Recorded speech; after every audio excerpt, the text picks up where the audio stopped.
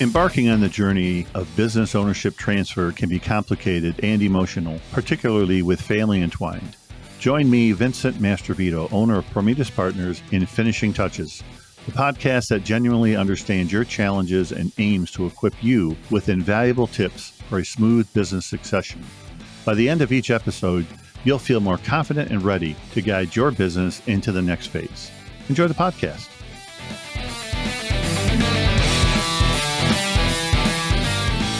Hello, and welcome to Finishing Touches, the podcast designed by business owners for business owners. I am Vincent Mastrovito. I'll be your host today. Thanks for joining us. And today's topic is about leadership.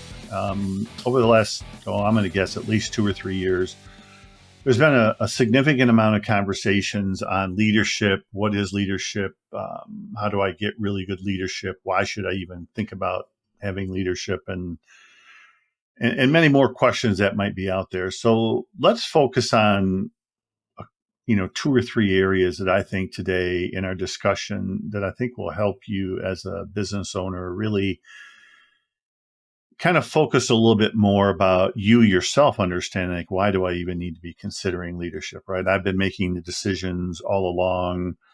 They've been kind of moving forward. I've got a few good employees and we just kind of move on down the road. So I think when you take a look at our previous discussions about de-risking you as the business owner, I think leadership is one of probably the first main avenues that you want to try to approach so that you can get a foundational runway, as we always say, to having you as more of a CEO visionary, as they say, in working on the business and not in the business. So a couple things that we want to talk about first. Certainly the problem is that if we don't do leadership and we've got good people there, then you're more likely to really have a little bit higher turnover potentially in your company. People don't see any upwardly movement happening as you kind of move through the processes. And so there's a lot of things that come out of that really are not, let's just say, the most positive. I don't say that they're horrible, but they're not, let's just say, the best environment for what people are looking for today. So whether you have, 5, 10 employees, 50, 100, a few thousand, your range of what this leadership team is going to look like will vary. Certainly if you're at the 5 or 10 employee range, you're going to probably have yourself and maybe 1 or 2 other people, right? If you get to 50, you may add a couple more people that are going to be inside of that whole process. And then above that, you're going to be even more. Most of the time, you wouldn't have more than 10 or 11 people on the leadership team. That usually would cover every department that you would have within inside of the company. And the reason why that's important is that if you got that big, first of all, congratulations. But more importantly, you need one representation for the most part from each department. I think it's a little bit easier to kind of move through the process. So that's some of the first pieces of it. So now you say, okay, I understand that, and I want to form a leadership team from whoever that is, right? So we'll keep it small for today's conversation and the time that we have today.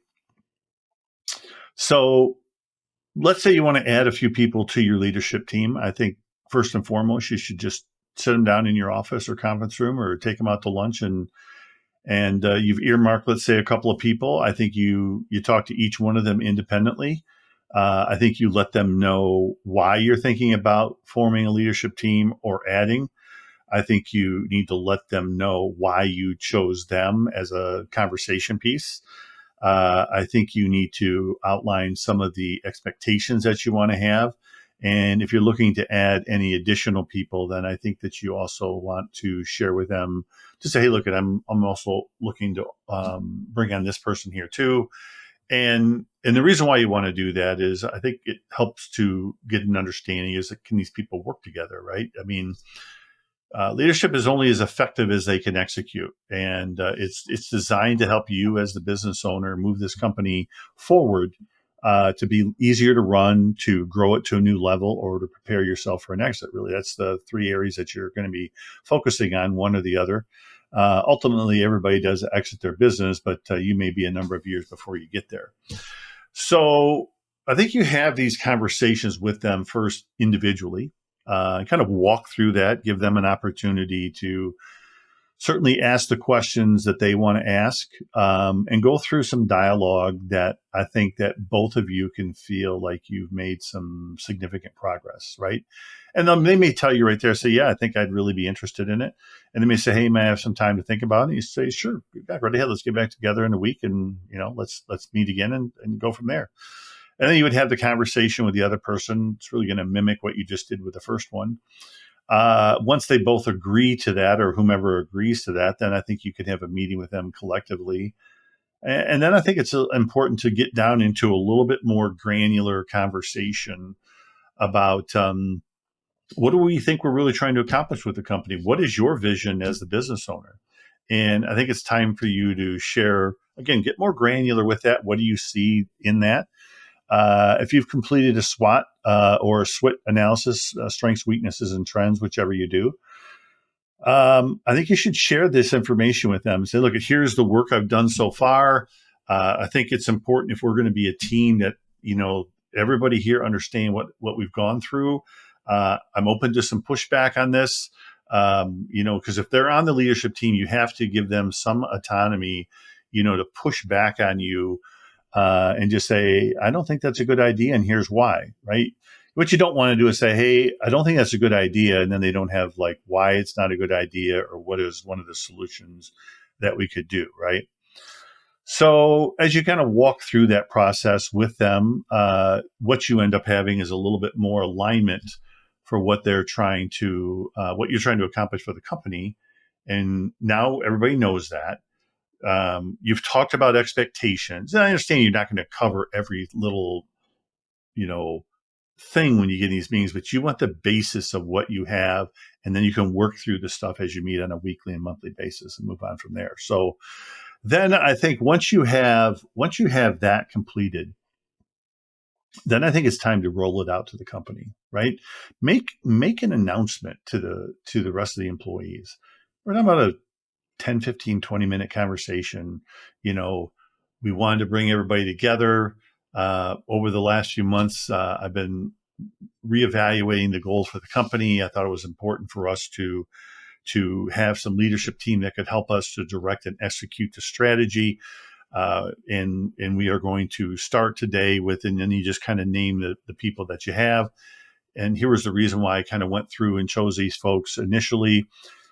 Certainly, if we start to hit our objectives as a company and kind of move through the process, there will be a need for additional leadership on the team. We would like all of you to consider that at some point, and some other opportunities within the company. Certainly, you can give them a couple of minutes to ask a few questions. You won't get inundated with a ton, but you'll get a few questions. And then once you have that, we have to then set the expectations. And so we start with setting expectations as what are the deliverables, right? So what are the deliverables for you, the owner? What are you going to do? What data are you going to bring back to the team every week? And then what data are they going to bring back every week to the team? Why is this important to the company? And then how are we going to manage and move it forward, right? So if you have that done, then you have a start, right? And I always say start smaller and then expand it from there. Don't try to get this monstrosity list. They're not used to being in a leadership role. You're not used to having people in a leadership role. So start small. And then it's easier to expand than to retract, right? It's always the simple analogy is, hey, this is working pretty good. I think we should cover this other data. Hey, I think that's a great idea. They'll all kind of chime in. I think we should track this data. Here's what I can do. And you maybe each start with one piece of data, maybe two, then you go to 3 or 4. Certainly, I wouldn't think you'd need more than 5 pieces of data each. That's 15 pieces of data that you're looking at every single week. That's a lot of data. And you should be able to cover a lot with the company and move it forward. Certainly, if the company gets bigger, depending on the runway and what you're looking at, then you can always go back and add another person to help get some of that data and kind of move through the process. So that will help you to make better decisions as a company. One, because your leadership team knows that you're consistent with what you're saying. You're allowing them to execute. You're talking through challenges and successes so that you know how to work through each one of those as a team. And it's okay to do that, right? It's okay that, hey, if I don't deliver what I'm supposed to deliver, You can say, hey, Vincent, you said you were going to deliver these results by this point. We've gone through 2 or 3 meetings and they're not being delivered. And this is just really, this is bottlenecking, right? It's going to bottleneck you to be able to get to that next level of profit, certainly a free cash flow or gross revenues, depending on what your overall objective is. So don't be afraid to make yourselves kind of vulnerable to go through this, and it's hard to do sometimes. You got to work at it, because remember, it's like any other team, right? If you get a professional sports team or anything of that nature, sometimes there's a little bit of clunkiness to it as you go through it. But once you start going through it, you can kind of find your path, creating some agendas, keeping them simple, expanding them from there. Don't let them go for more than an hour. They really don't need to go for an hour. Weekly meetings should be an hour tops. Monthly meetings certainly can be a little bit longer, but I don't think they need to be that much longer. Quarterly meetings could probably be a half a day off site. And then your semi-annual meetings could probably still be a half a day, maybe a full day off the site. And then one annual meeting off site for maybe a day and a half, 2 days, depending how big your organization is and how many people are going to be pulling it together with the data. Because a lot of companies will take these annual retreats, so to speak, and they're going to use it all. It's like a team building effort. They've got other things that are going on. They may go to a place, let's just call it more like a resort environment. They may ask the spouses to come, just because it allows them to meet the rest of the team and understand what's going on with the company and how are they moving it forward and what's happening. So the spouses or significant others wouldn't be at the physical meetings. They may be able to come in for lunch. They may be able to just meet, hey, we're going to get together for dinner. And then, or there could just be like a team event where we've got spouses, significant others, and everybody involved. And we're going to, this is what we're going to do. We're going to go sightseeing, or we're going to go see this spot or whatever. So these are all, I think, critical things to look at when you're trying to drive growth, value, prepare for a transition, make the business easier for you to run. Anytime you take a look at any of those, all of these things will really be another piece that you just keep adding to your business of things that you do well to kind of help and move the company forward. I think what you find as a business owner, once you get to this level, our experience has been that the owners tend to have a lot more energy, and now they're kind of like their free flowing ideas that they used to have when they were fresh in the business start to come back out. And then certainly because most of your leadership team should be younger than you, or at least a few years younger, their energy is going to come in because they see your energy, and it's going to really kind of help them kind of move forward. And certainly any education, your job as an owner is like you mentor the leadership mentors your employees for execution and to move things forward. And so when you're doing that on a regular basis, it really does help. They come in starting on Monday morning. They hit the ground running. They are ready. They're ready to meet. They're ready to execute. And when they have a challenge, when they're off their game, let's just say, right? It's not about jamming them up. It's really about, hey, what's going on and what can we do to help you? You don't need them to spill their beans unless they really want to. But sometimes maybe you pull somebody aside. A lot of times it's good to talk about it. Hey, Vincent, we've seen that maybe some things things aren't going well over in that area. Some things that we can help with. There are some things you want to talk about offline. There's some things you want to talk about with the team to kind of help things move along and keep us counting and moving towards our overall objective. Sometimes it takes a little bit. Some people have to be vulnerable when they do that. But as you continue to leave that door open, they may not take advantage of it the first time, but over time, sooner or later, they will certainly take advantages of it. So hopefully you got a lot out of today's session that we talked about with leadership. If you have any more questions, certainly visit our website at PrometheusPartners.com. Feel free to reach out and ask me a question if you like. I would like to offer an assessment for the business owners if they would like to get an idea of what their strategic capacity is. It's a 25-question short assessment and gives you an idea of what your strengths and weaknesses are in your different departments and different levels to help you get to where you want to go. Certainly show you a bit of a value range if you were to go to market today or try to transition. What is your capacity and where's your value now? And if you made some changes, where would it be at? It also helps to give you a little bit of an idea of how much of the value of the company you're going to need from a financial perspective when eventually you do transition out of the business. So it takes about 17 minutes to do this assessment.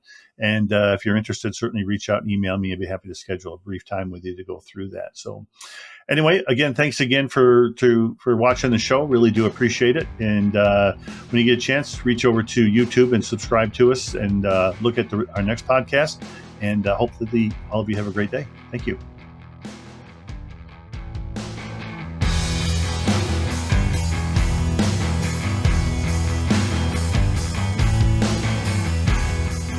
That's a wrap on today's episode of Finishing Touches. For more information and guidance, head over to prometheuspartners.com. Your feedback means the world to us, so please take a moment and leave a review of the podcast. You can stay in the loop or ask me a question by connecting with me on LinkedIn or visit our website and start a conversation with me. We look forward to accompanying you on your journey to a successful business transition in our next episode, and have a great week. Thank you so much.